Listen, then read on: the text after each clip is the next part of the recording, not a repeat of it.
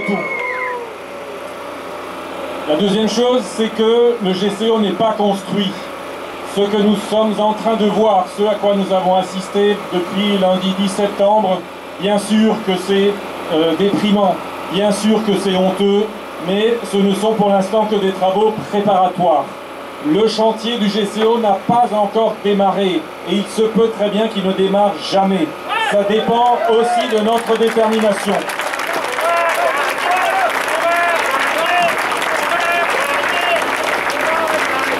Alors on m'a demandé de faire un peu le point sur les contentieux, alors je vais vous épargner toute la liste des contentieux parce qu'il y en a beaucoup. Je vais simplement faire un peu le point sur les plus importants. Alors, il y en a un dont on parle peu, mais qui est en cours d'instruction au niveau du Conseil d'État à Paris, c'est le contentieux contre la prorogation de la déclaration d'utilité publique. Donc pour l'instant, ce n'est pas jugé, il y a des échanges de mémoire entre France-Nature Environnement qui agit pour le compte d'Alsace Nature et l'État. Mais il n'est pas impossible, puisque vous vous souvenez peut-être que quand nous avions attaqué la déclaration d'utilité publique en tant que telle, le rapporteur public du Conseil d'État de l'époque avait déjà conclu à l'annulation de la DUP, mais il n'a pas été suivi par les juges. Donc il n'est pas impossible du tout, compte tenu de l'évolution entre-temps, que la prorogation soit éventuellement annulée. Donc il ne faut pas perdre espoir, ce projet peut tomber aussi de ce point de vue-là. Donc ça c'est un premier contentieux qui est en cours. Et les autres, qui sont plus proches de nous, géographiquement et temporellement, donc ce sont les différents référés qui sont passés à l'audience, qui pour partie ont été jugés, et pour un qui va être jugé la semaine prochaine.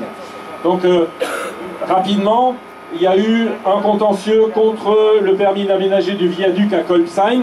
Donc, ce contentieux n'est pas jugé au fond. Donc, pour l'instant, le tribunal n'a pas décidé si ce projet de permis d'aménager était légal ou pas. Mais il a considéré qu'il y avait un doute sérieux par rapport à la légalité de ce permis d'aménager et il a donc suspendu les travaux du viaduc de Kolbsheim. Donc ça veut dire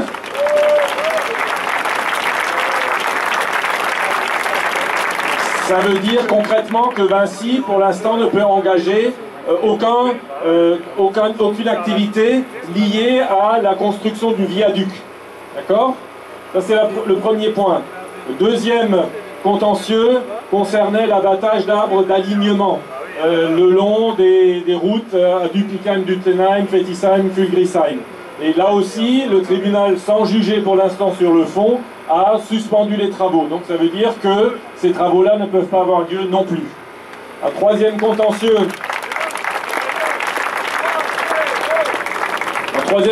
a été engagé par rapport à la modification du PLU de Brumat, qui n'est pas jugé sur le fond, hein, donc ça ne préjuge pas non plus du jugement au fond, mais là, le tribunal a considéré qu'il n'y avait pas, pour l'instant, de moyens sérieux, donc ce référé ne nous a pas été accordé.